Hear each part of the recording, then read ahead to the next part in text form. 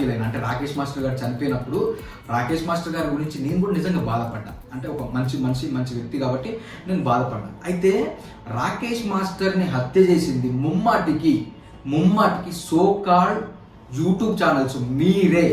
మీరే రాకేష్ మాస్టర్ని హత్య చేసిళ్ళు. మీరే రాకేష్ మాస్టర్ని 100కి 200% హత్య చేసిళ్ళు.